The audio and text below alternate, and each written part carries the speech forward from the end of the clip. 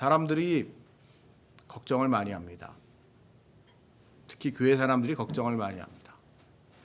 사람들이 교회에 안 온다고. 교회 성도들이 줄고 있고 신도들이 줄고 있고 특히 젊은 세대가 줄어들고 있다는 걱정들을 많이 합니다. 그러면서 왜 그런가에 대한 원인에 대한 이야기를 하면서 가장 많이 지적들을 하는 게 사람들이 그러한 영적인 문제, 구원의 문제 이런 거에 관심이 없다. 사람들이 물질적인 것에만 관심이 있고 세상의 출세, 성공 이런 거에만 관심이 있다 보니까 사람들이 구원의 문제를 다루고 있는 영의 문제를 다루고 있는 이 종교, 특별히 기독교에는 잘 안 오고 있다는 이야기들을 많이들 합니다. 그러나요, 여러분. 인간의 나약함, 우리 육신의 한계는, 육의 한계는 어느 누구보다도 내 자신이 제일 잘합니다. 그리고 세상에는 이런 물질적인 것으로서는 설명할 수 없는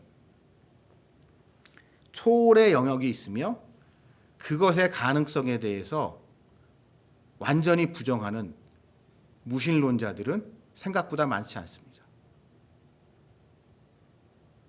사람들은 예나 지금이나 여전히 영적이고 초월적이고 신비한 것에 관심이 많습니다. 그래서 전 아직 안 봤지만 파묘 같은 영화가 아주 비과학적이고 합리적이지 않고 그런 것에 그런 영화에 사람들이 관심을 갖고 그런 영화를 많이 보게 되며 또한 아이러니하게도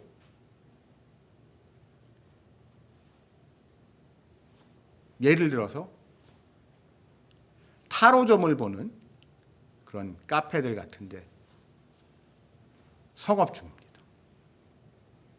사람들은 영적인 것, 초월적인 것, 우리의 상식을 뛰어넘는 것에 대해서 예나 지금이나 여전히 관심이 많습니다.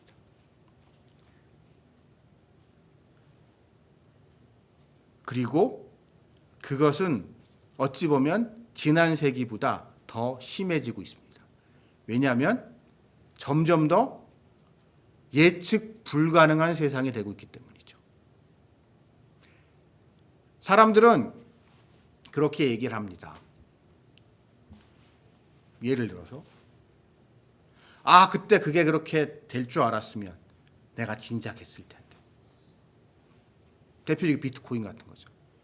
비트코인 같은 게 저럴 줄 알았으면 내가 미리 사놓는 건데. 무슨 주식 저게 저렇게 뜰 줄 알았으면 사놨을 텐데. 그러면서 사람들은 점점 더 앞으로 다가올 불안한 미래에 대한 염려를 가지고 미래를 예측하려고 하지만 사람들은 다 압니다. 그것은 인간이 예측할 수 있는 영역이 아니라는 것을. 그래서 더 역설적일 수 있겠지만 사람들은 비과학적인 것에 매달리고 있는 것이 현대인들의 냉정한 현실입니다. 근데 안타까운 것은 교회가 이것을 효과적으로 이러한 수요를, 필요를 흡수하지 못하는 거죠. 그리고 그것을 교회들이 흡수하는 방향도, 그거를 교회에서 어떻게 이용하는가, 목회적으로 이용하는가 하는 방향에 있어서도 말씀이라든지 이런 건전한 신앙이라기보단 기복신앙적으로 흐르면서 혼합주의 내지는 다원주의로 흐르는 경향이 있습니다. 뭐 예를 들어서 이런 거죠. 교회를 새로 짓는다고 칩시다. 교회를 새로 지어야 되는데 그때 마치 직관이 땅을 보듯이 털을 보려고 하는 그런 분들이 간혹 계십니다. 심지어 교회 다니는 사람들조차도, 교회에서조차도. 제가 아는 어떤 목사님한테 들은 얘기인데, 그러니까 그분이 이제 좀 이렇게 훌륭한 목사님이세요. 근데 자기네 교회 권사님이 한 분 계신데 자꾸 자기 보고 어디 가자 그러는 거예요. 자꾸 자기 보고 가자고 하는데, 가자고 하는 이유가 뭐냐? 그 돈 많은 권사님이 이번에 저기 땅을 새로 사려고 하고 이번에 저기 건물을 새로 사려고 하는데, 목사님이 보시고 저랑 같이 가셔서 그 신방 그 지역에 한번 가보셔서 제가 그 땅을 사야 될지 말아야 될지 목사님이 한번 기도 좀 해주세요 라고 하는 이야기를 하는 성도가 요즘도 있다고 합니다. 제가 직접 들은 얘기입니다.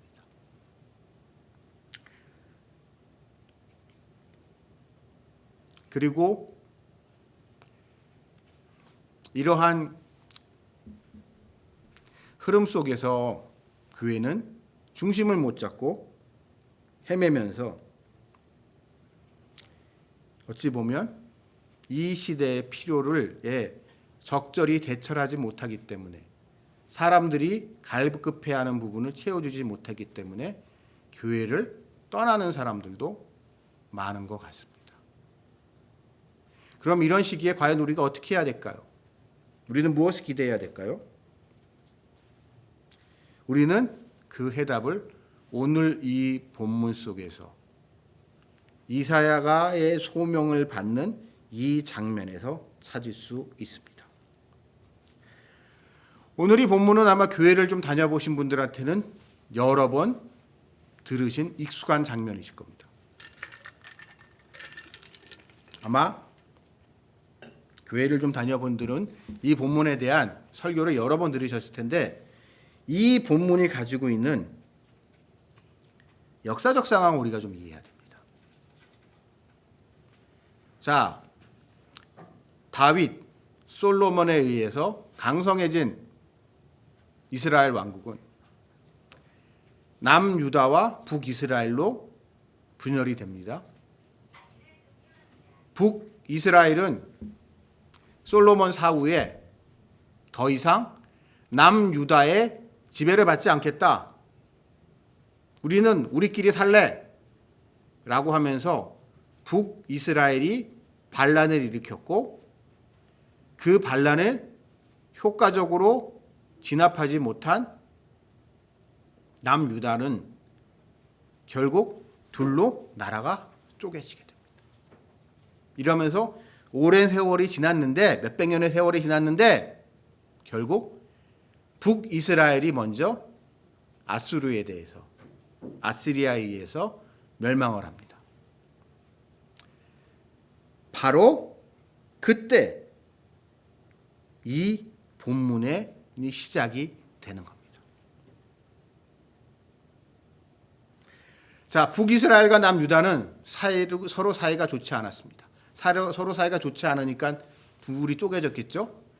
여러분이 창세기부터 신명기를 거쳐 역사서를 쭉 읽다 보게 되면 그러니까 남쪽의 유다 지파와 북쪽의 요셉 지파, 에브라임 지파와 므낫세 지파, 이 두 지파 사이에 아주 그 라이벌 의식이 되게 강합니다. 이 두 지파가 같은 이스라엘이라는 이 민족 안에서 서로 자신들이 주도권을 잡겠다고 갈등을 하는데, 그러다 결국 나라가 두 조각이 난 거죠. 그러면서 서로 자기네들이 정통성이 있다고 양쪽이 으르렁 대면서 싸웁니다. 그래서 이 두 집단 사이에는 미묘한 양 두 가지 감정이 있습니다. 한편으로는 같은 여호와 하나님을 믿는다는 동족 의식도 있지만, 다른 한편으로는 내가 진짜고 쟤네는 가짜야. 우리에게 정통성이 있고 쟤네들한테는 정통성이 없어. 우리가 진짜고 쟤네는 괴뢰 정권이야. 라는 식의 갈등이 남과 북 사이에 있습니다. 특히 남유다의 다윗 솔로몬 왕조는 하나님이 다윗에게 주셨던 언약, 그리고 솔로몬이 그의 아들이었던 솔로몬이 예루살렘에 지었던 저 거대한 성전을 근거로 삼아서 우리가 진짜야. 그래, 12지파 중에 나머지 너희 10명을 똘똘 뭉쳐서 우리를 갖다가 싫다고 하지만 어쨌든 우리가 정통성이 있어라고 남유다 지파 사람들은 생각을 했고, 북유다 지파 사람들, 북이스라엘 사람들은 그래, 너희가 여호와 하나님을 믿는다고 하지만 너희 사는 꼬라지를 봐라. 응? 어떻게 믿는다는 사람이 저러고 살 수 있어? 성전에서 제사만 잘 지내면 다야? 솔로몬도 그렇고 후대 왕들 봐봐.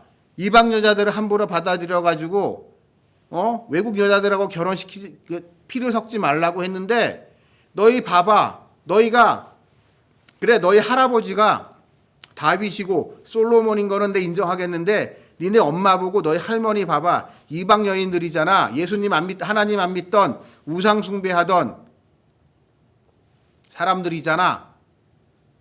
그런 니들이 여러분, 여기서 한 가지 조심해야 될 게, 고대 중동 사회는요 기본적으로 모계 사회입니다. 이스라엘은.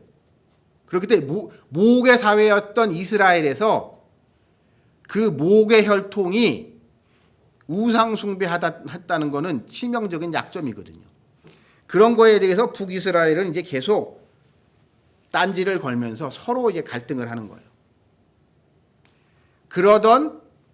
그러는 와중에 또 여러분 한 가지,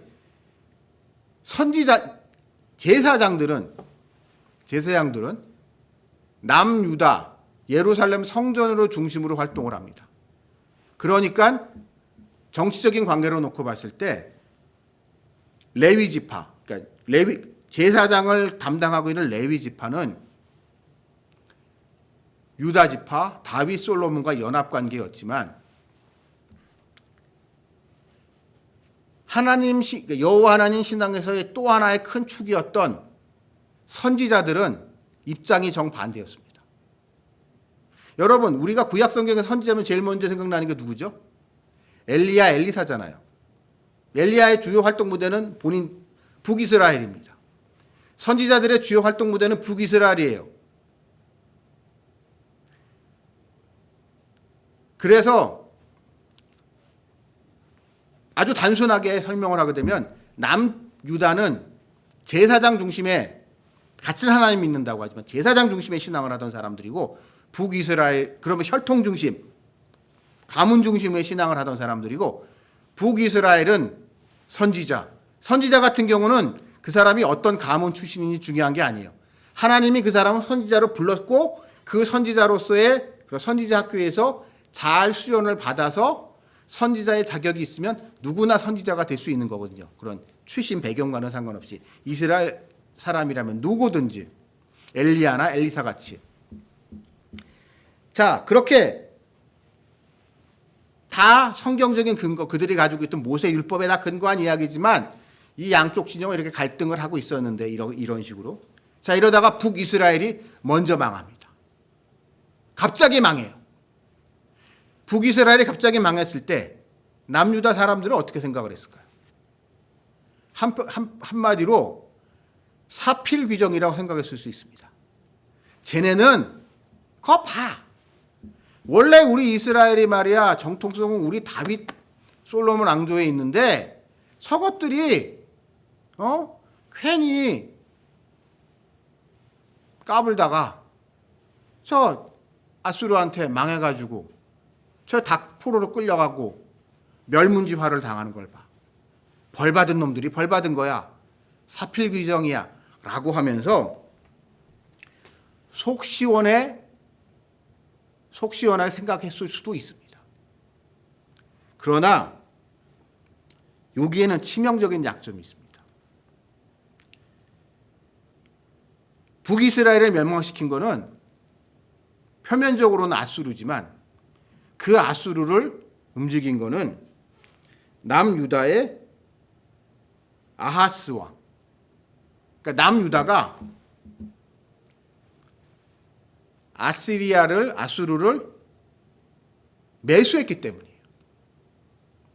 자, 지금 북이스라엘과 북이스라엘에 있었던 아람, 지금의 시리아 두 나라가 원래 사이가 좋지 않았는데 어쩌다 보니까 이 두 나라가 사이가 좋아서 힘을 합쳐서 남유다를 쳐들어왔습니다.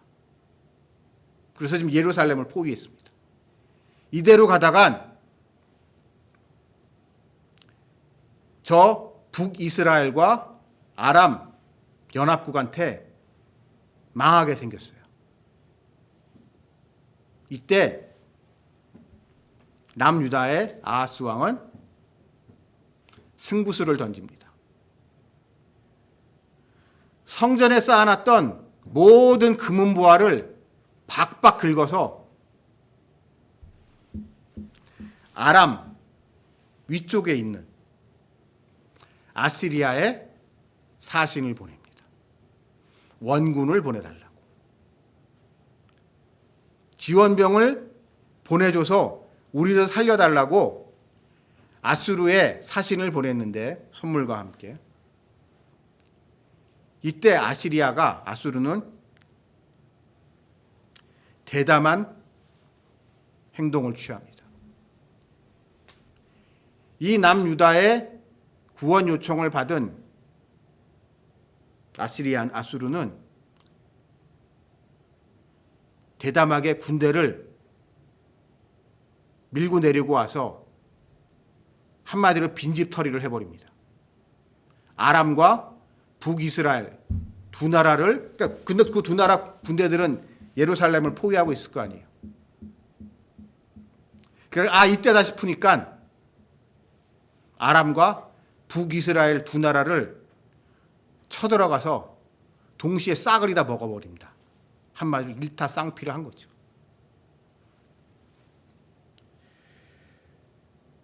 단기적으로는 남유다는 탁월한 외교적 성과를 거둔 것 같은데 자기네들을 계속 괴롭히고 있었던 북이스라엘과 아람을 이렇게 한 방에 제거해서 좋은 것 같은데 그래서 속이 시원하기는 한데 이러고 놓고 봤더니 최강대국이 돼버린 아수르를 직접 상대해야 되는 상황인 겁니다. 아수르 입장에서는 예루살렘 성전에 모아놨던 그 엄청난 돈, 엄청난 금은보화를 갖다 바쳤으니 남유다가 돈이 많아졌겠죠? 거기다가 아람과 북이스라엘을 한꺼번에 정복했기 때문에 자기네 나라 영토가 몇 배로 늘어났단 말이에요. 이것을 통해서 아수르는 단숨에 강대국, 그 당시 중동 지역, 근동 지역의 최강대국으로 갑자기 부상하게 됩니다. 어찌 보면은 아수르는 아주 탁월한 선택을 한 거죠.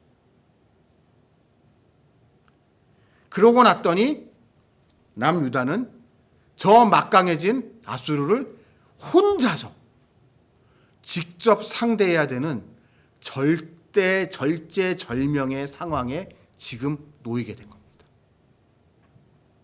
그리고 그때 이 일에 관련됐었던 우시야 왕이 죽은 거죠. 아마 성경에 그런 말은 등장하지 않지만 우리 그냥 조금 상식적으로 우리가 약간 상상을 해보면 아마 이 당시 남유다에서는 사람들이 말이 많았을 것 같아요. 아, 그러길래 그거 갖다가 그렇게 성전에 있는 거랑 돈을 다 긁어 먹어가지고 해가지고 이 상황이 이 지경이 됐지 않냐. 옛날에 북이스라엘 애들, 아람 애들 좀 불편하고 거북하고 재수 없긴 했지만 그래도 걔네들하고 치고받고 싸우고 했지만 싸우면서 정든다고 그래도 그러고 백년 넘는 세월 그럭저럭 지냈는데 이제 어떻게 하냐.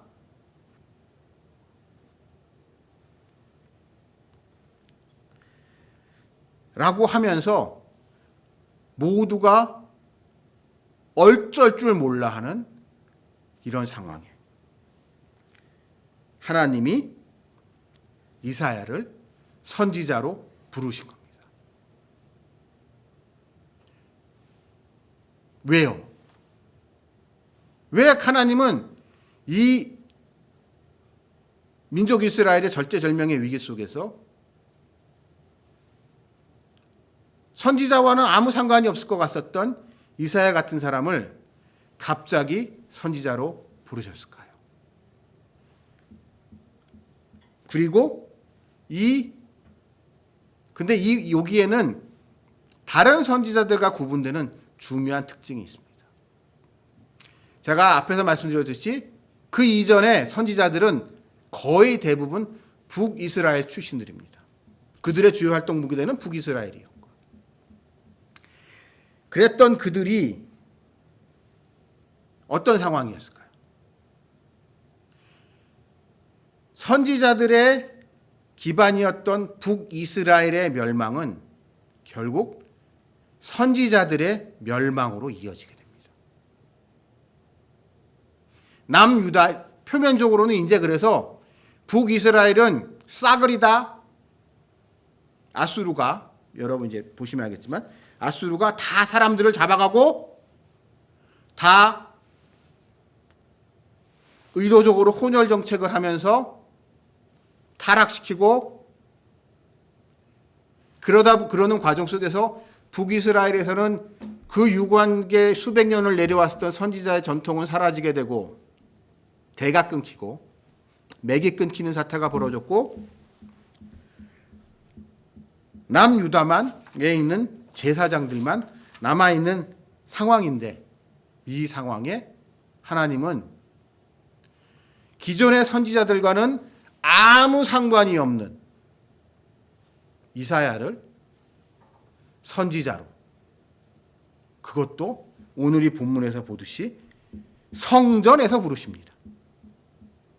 여러분, 열왕기나 이런 거 쭉 읽어보시면 알겠지만은요, 우리가 가장 잘 알고 있는 선지자들, 엘리야나 엘리사 이런 사람들 쭉 보시면은요, 예루살렘 성전 얘기는 한 번도 안 나옵니다. 완전히 따로 놀아요. 근데 하나님이 바로 이 자리에서 이사야를 선지자로 부르심으로 말미암아 끊어졌던 선지자의 전통, 선지자의 맥이 다시 이어지게 됐고, 그뿐만이 아니라 이것이 과거와 같이 사람 대 사람이 아닌 바로 예루살렘 성전에서 성전 제사와 함께 율법과 함께 통합되는 일이 이곳에서 벌어지고 있는 겁니다. 저는 이 부분을 보면서 화합이라는 게 어떤 것인가라는 생각을 한번 해봅니다. 자, 아수르의 공격으로부터 도망온 많은 피난민들이 있었겠죠. 예루살렘에, 남유다에. 왜냐하면 평소에는 뭐 사이가 별로 안 좋았을지 모르겠지만 그래도 같은 동족인데 남유다로 도망가지 않으면 포로로 붙들려가고 노예로 붙들려가서 가족들이 뿔뿔이 흩어져야 되는데 무슨 험한 꼴을 당할지 모르는데, 그래도 남유다로 도망가면 그런 꼴은 안 당하니까 이라고 하면서 많은 이들이 남유다로 피난을 왔을 겁니다. 그들을 향한 남유다 사람들의 시선이 어땠을까요? 글쎄요. 한편으로는 같은 동족이고 같은 여호와 하나님을 섬기고 같은 아브라함과 이삭과 야곱의 자손이기 때문에 동족이기 때문에 그들을 받아들여야만 한다는 것을 머리로도 알고 있지만 그들이 짐스러웠겠죠. 야, 우리도 먹고 살 거 없고 우리도 힘든데 니들까지 오면 어떡해? 우리도 농사 지을 땅 없고 우리도 힘들어 라고 생각하는 사람들이 많았을 겁니다.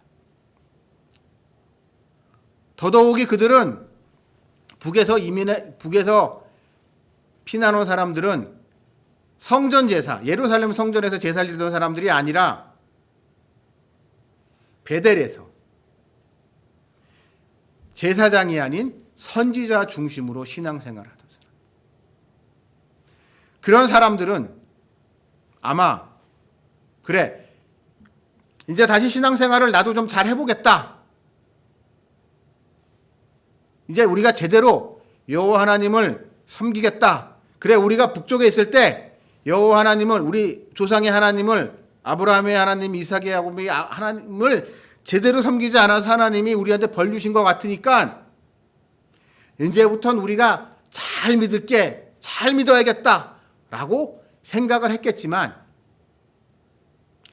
그들에게 남유다에서 예루살렘 성전에서 드리던 레위인들의 제사는 아마도 너무 불편한 것이 아니었을까 하는 생각을 해봅니다.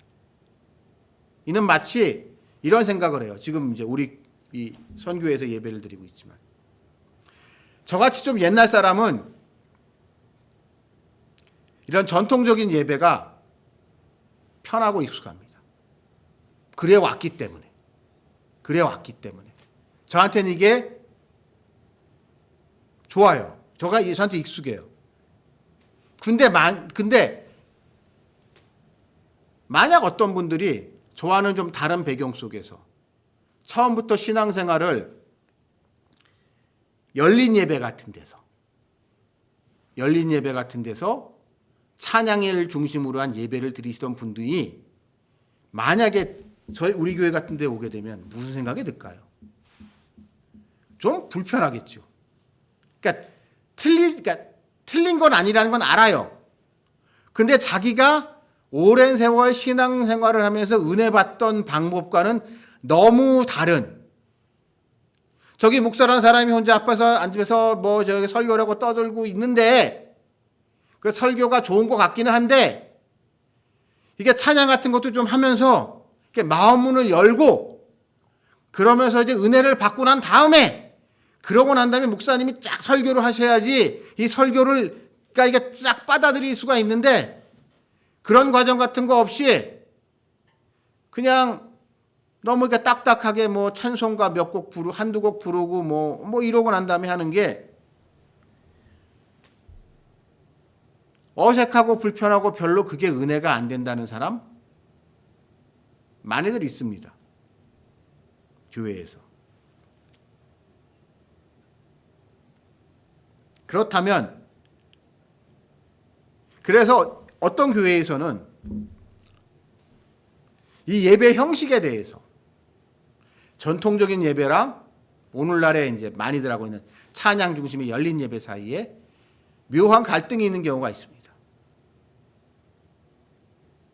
네, 저는 개인적인 저의 소신은 예배의 중심은, 특히 개신교 예배의 중심은 설교라고 생각을 하고 말씀이라고 생각하고 찬양은 그것의 부차적인 것인데 열린 예배들의 문제는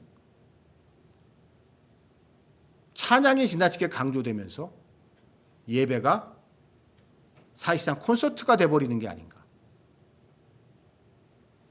1시간 찬양하고 10분 설교하고 설교 좀 길어지게 되면 짜증내고 이건 좀 문제라고 저는 생각을 하는데 전 그런 모습에 동의할 수 없는데요. 그래서 오히려 저같이 생각하는 젊은 사역자들도 목회자들도 꽤 있는 것 같은데 그렇다고 해서 지난 수십 년 동안 한국교회로 휩쓸었었던 이 열린 예배에 익숙한 사람들을 일종의 좀 수준 낮은 성도로 취급해서는 절대로 안 되겠죠.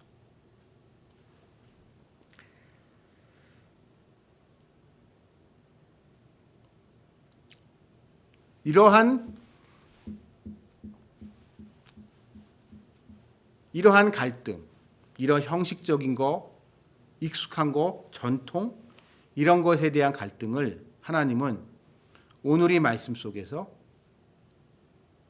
이사야를 선지자로 부르시면서 우리에게 좋은 모범을 보이십니다. 하나님이 우리에게 원하시는 게 과연 무엇일까요? 이사야가 아마 본인도 선지자로 부름을 받을 것이라 생각을 했을까요? 그런 생각 추호도 없을 겁니다. 대부분의 많은 경우 우리 이사야를 왕족으로 보는 경우들이 많습니다. 이사야는 다른 선지자들과 달리 로얄 패밀리 출신이에요. 레위 출신도 아니고 북이스라엘 출신도 아니고 유다 지파의 아마 다윗 가문의 누구로 지금 보고 있습니다. 보통. 그러니까 상식적으로는 선지자가 돼야 될 이유가 하나도 없는 사람이지만 하나님이 그를 선지자로 세우면서 그들의 영적 지도자, 이 중차대한 시대에 그에게 특별한 권위를 부여하십니다. 그 권위가 과연 무엇일까요? 그것은 하나님이 그를 흠없게 하셨다는 게 아닐까 싶습니다. 그가 다른 그곳이 아닌 바로 성전에서 하나님의 부르심을 받았기 때문에 전통적인 제사장들도 그의 권위에 대해서 이의를 제기할 수 없었고 또한 현실적으로 왕족이었기 때문에 그를 무시할 수 없었고 북이스라엘에서 온 피난민들조차도 자기가 고향에서 봐왔던 들었던 위대한 선지자들의 모습이 그에게 나타났기 때문에 이 혼란한 시대에 있던 위기 상황에 있었던 모든 이스라엘 사람들은 그를 선지자로 받들고 그가를 통해서 하나님께서 주시는 말씀에 철저하게 받아들이고 있습니다. 그거에 대해서 그의 선지자로서의 권위에 의문을 제기하는 사람이 없어요. 여러분, 다른 선지자들은요, 여러분 이제 선지서적 쭉 읽어봐요. 끊임없이 던져지는 질문 중에 하나가 예레미야 같은 사람도 그렇지만은 네가 무슨 권위로 하나님의 말을 대언하냐? 네가 하나님의 말씀을 예언하고 하나님이 너한테 뭐라고 응답하셔서 네가 하나님의 말씀이라고 해서 우리한테 전하는데 도대체 네가 무슨 권위로 네가 뭐가 있다고 네가 이런 말을 해? 많은 선지자들이 그런 의문이 제기가 됩니다. 근데 희한하게 이사야한테만큼은 그렇게 토다는 사람이 없어요. 이사야가 하나님의 말씀을 하고 하는 행동에 대해서 사람들이 부담스러워하고 거북해하고 외면하려고 할지언정 이사야에게 대드는 사람은 찾아보기 힘듭니다. 저는 여기서 우리가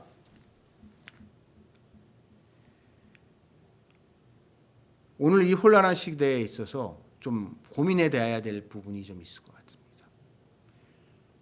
유튜브라는 게 좋은 점도 있지만 긍정적인 면도 있지만 부정적인 면도 많은 게 제가 이제 뭔가 이렇게 어떤 검색을 하게 되면 그거에 맞춰서 알고리즘이 자꾸 뜨잖아요. 뜨다 보게 되면 이제 저는 이제 직업의 특성상 제가 어떻게 교회 관련된 거, 기독교에 관련된 거 뭐 이런 것들이 많이 떠요. 그리고 제가 아마 50대 초반의 남성이어서 그런지 모르겠지만 제 나이 또래에 있는 남성으로서 종교에 관심이 많고 기독교에 관심이 있고 이런 사람들이 많이 찾는 것, 그러니까 그런 알고리즘이 그래서 저한테 이렇게 추천 영상으로 떠지는 게 많습니다. 추천 영상으로 뜨는 것들을 보다 보면 좀 답답할 때가 있어요. 그냥 그것만 보게 되면 아, 사람들이 이런 거에 관심이 있구나. 내 나이 또래의 사람들이, 나와 비슷한 처지의 사람들, 세상 사람들이 이런 거에 관심이 있고 이렇게 생각을 하는구나 라고 생각이 드는데 그들의 문제점의 본질은 권위의 문제인 것 같습니다. 제가 어저께 뭐가 떴는데 미국 교회 얘기인데요. 전통적인 교단들에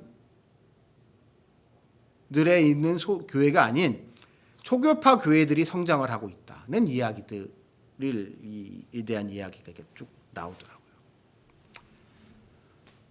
물론 우리 이 선교회 모임이 공식적으로 무슨 교단에 속해 있는 건 아니어서 굳이 따지자, 저는 공식적으로 이제 교단 소속 목회자지만 우리 이 선교회는 특정 교단에 가입되어 있지 않아서 엄밀히 따지면 우리도 초교파 예배를 드리고 있는 거긴 하지만은요.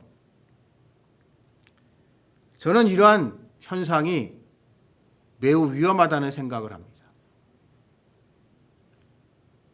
좀 유명한 교회, 대형 교회들이 초교파 원래 교단에 속해 있었던 데들이 교단을 탈퇴하고 나오는 이유는 교단 말 듣기 싫다는 거거든요. 우리 교회가 이렇게 큰데 우리 교회 성도도 많고 헌금도 많고 한데 시어머니 같은 교단이 왜 있어야 되냐. 교단이 있어가지고 우리한테 도움이 되는 게 뭐냐 라는 생각을 기본적으로 하고 있는 것 같아요. 근데 그 중에서 저를 제일 화나게 했던 부분은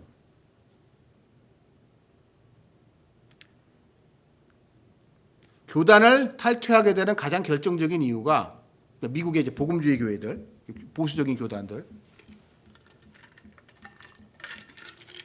를 탈퇴하는 가장 큰 이유가 여성 목사 안수 문제 때문인데요.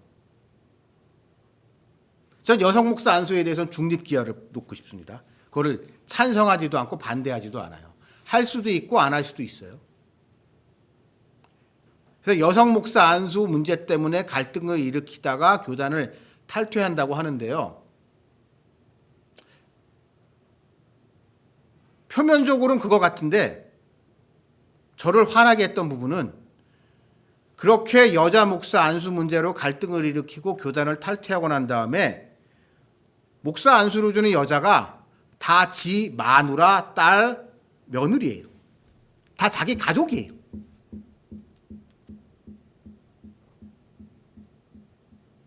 만약에 그 사람의 신앙적 양심이 이럴 수도 있고 저럴 수도 있지만 그 사람의 진정한 양심, 그 자기가 보기 신학적으로 여자 목사 한 수가 맞다. 그러면 자기 가족과는 아무 상관없이 이것이 옳다고 하게 되면은 가야 되는 것이고, 이것이 옳지 않다고 하게 되면 하지 말아야 되는 거예요. 미국에서 한때 제일 컸던 크리스털 처치라는 데가 있습니다. 그 교회도 원래 아주 보수적인 교단에 속해 있었는데, 그 목사가 로버트 슐러 목사인가 그럴 거예요. 교회를 처음엔 자기 아들한테 교회를 물려주려고 했습니다. 그러다 무슨 문제가 있었는지 모르겠지만 아들이 싸우고 나갔습니다. 그랬더니 그 교회를 딸한테 물려줬습니다. 근데 그 딸은 그러니까 원래 그 교회가 속했었던 교단은 여자 목사 한 수를 인정하지 않는 아주 보수적인 교단이었거든요. 근데 딸한테 목사를 주면, 그러니까 목사 안수를 하게 하면서 교단을 탈퇴하더라고요. 그러면서 딸한테 교회를 물려줬습니다. 그러고 몇 년 후에 파산했습니다.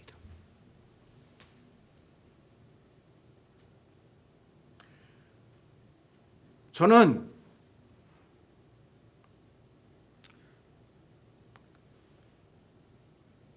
오늘날의 교회의 타락의 본질이 이거 같아요.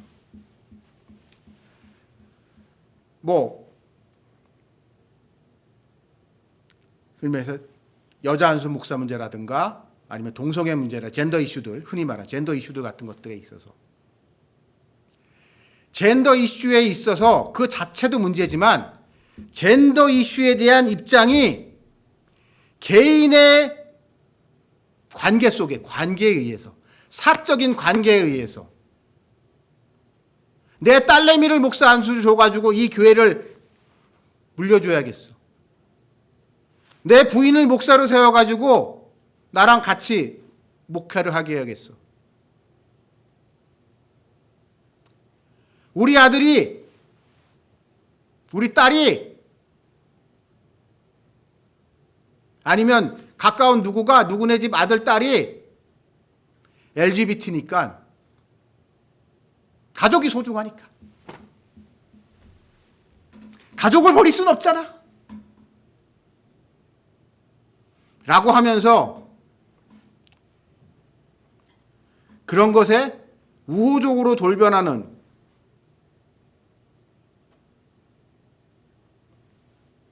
목사들의 모습을 보면서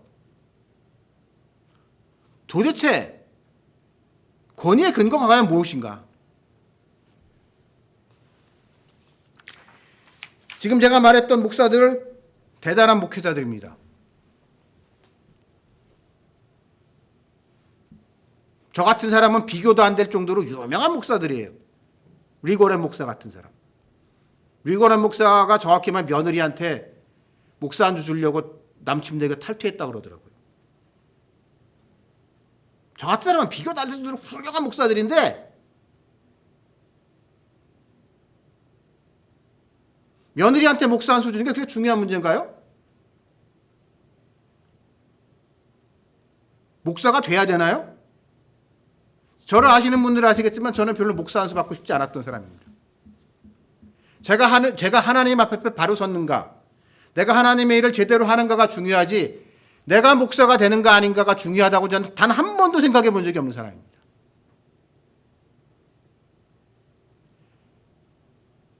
내가 하나님의 일을 하기 위해서 목사가 돼야겠다? 말도 안 되는 소리 하지 마십시오.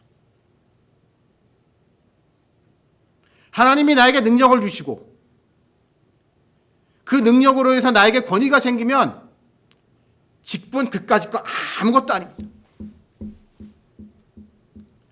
지난 세월 한국교회 어려웠던 시절 한국교회를 눈물로 세우셨던 수많은 여자 전도사님들이 계십니다. 저는 그분들이 하셨던 일을 생각해 보면 그까진 목사라는 타이틀이 뭘 중요한지 모르겠어요.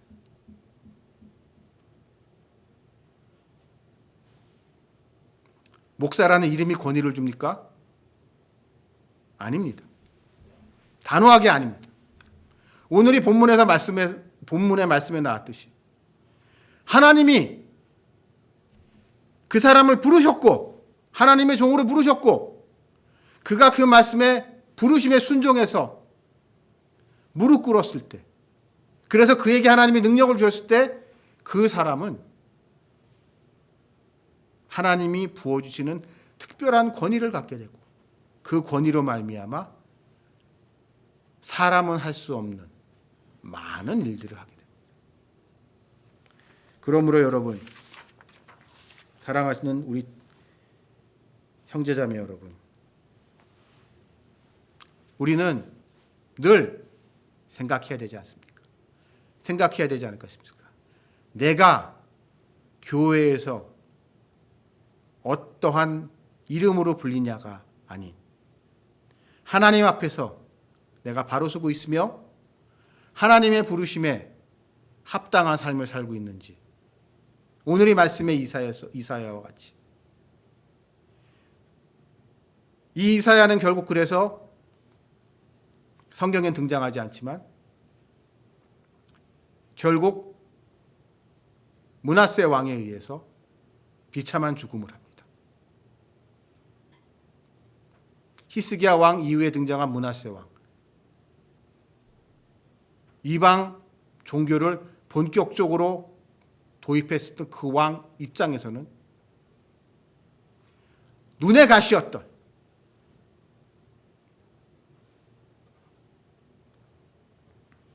이사야를 처치해야만 했기 때문에 그를 죽였고 그는 그렇게 선지자뿐만 아니라 순교의 길을 가게 됩니다.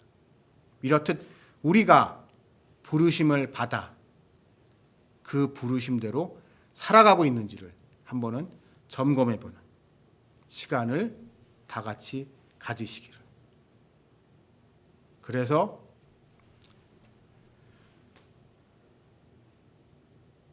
하나님이 우리를 기뻐하실지를 생각해 보시는 여러분들이 되시기를 주님의 이름으로 축원합니다.